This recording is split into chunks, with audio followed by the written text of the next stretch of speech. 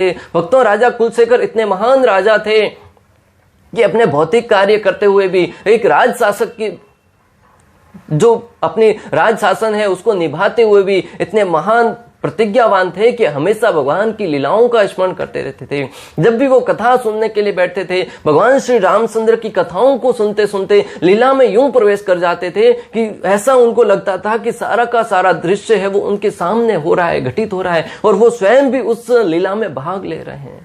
आप और हम जब अक्सर कथा सुनते हैं तो कथा सुनते समय या तो निंद्रा से ग्रसित हो जाते हैं, या मन कहीं और भटकने लगता है, या घड़ी देखते रहते हैं कि कभी कथा खत्म हो गई, अभी 2 घंटे का बोला था 1.5 घंटा हो गया, आधा घंटा कब समाप्त होगा, कुछ समय जा ही नहीं रहा है। परंतु राजा कुलशेखर जब कथा में बैठते थे तो उस लीलाओं में इस प्रकार मग्न हो जाते थे। एक बार जब गुरुदेव के मुख से कथा सुन रहे थे तब उन्होंने देखा कि रावण है वो माता सीता का अपहरण करके लेके गया। उन्होंने सुना कथा में, परंतु वो कथा में पूर्ण रूप से इतने मोहित हो गए थे, इतने संलग्न हो चुके थे, अपने सैनिकों को तुरंत आदेश दे दिया, चलो माता सीता को बचाने के लिए जाना है, और स्वयं भी घोड़े पर सवार होकर निकल पड़े रणभूमि की तरफ। भक्तों, राजा के सैनिक दूसरी तरफ से आए और राजा को रोककर किस प्रकार तो समझाया कि वो तो लीला पहले हो चुकी है, अभी तो हम कथा सुन रहे थे। बहुत समझाने के उपरांत राजा कुलशेखर को ज्ञात हुआ कि वास्तव में वो कथा सुन रहे थे। ऐसी कथा चलती रहती थी। वहां पे निश्चय किया गया कि राजा कुलशेखर को ऐसी कथा नहीं सुनाई जाए जिसमें भगवान को कोई कष्ट हुआ हो या भगवान के भक्तों को कोई कष्ट हुआ हो, वरना वो स्वयं चेना लेकर बाहर निकल पड़ते थे।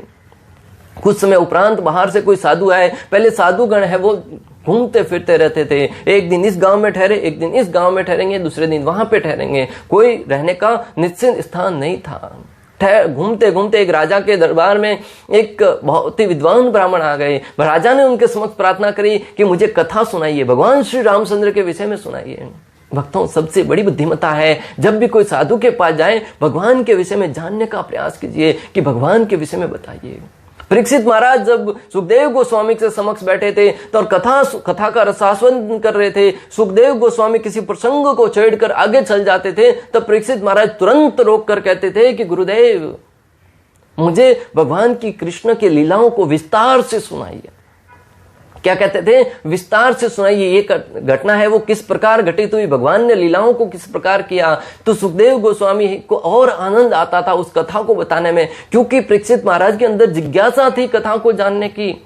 आज हमें आचार्य वो बिठा देते हैं सामने, हम भी मजबूरी में सुनने के लिए बैठ जाते हैं, परंतु उसमें श्रद्धा नहीं होने के कारण समय हमें 2 घंटा है वो 10 घंटे के बराबर प्रतीत होता है। भक्तों, परंतु परीक्षित महाराज 7 दिन 7 रात तक यूं बैठे रहे, बिना कुछ खाए बिना कुछ पिए, जैसे उनका जीवन का 7 मिनट ही बीता हो।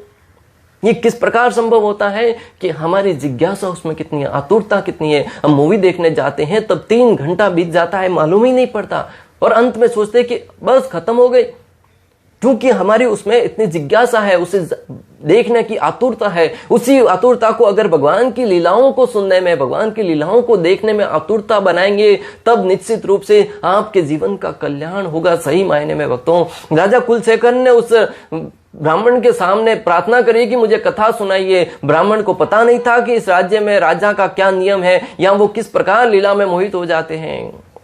राजा कुलशेखर ने रावण और राम जी के बीच में जो युद्ध हो रहा था उसके विषय में वार्तालाप सुनाया। लक्ष्मण जी जैसे ही मूर्छित होने के बाद प्रसंग आया भक्तों, जब तुरंत राजा अपने स्थान से खड़े हुए और सबसे कहा सैनिकों को आदेश देते हुए कि चलो हमें लक्ष्मण जी की सहायता करने के लिए जाना चाहिए, तुरंत अपना घोड़ा लेकर निकल पड़े। भक्तों, समुद्र के किनारे पर जाकर रुक गए।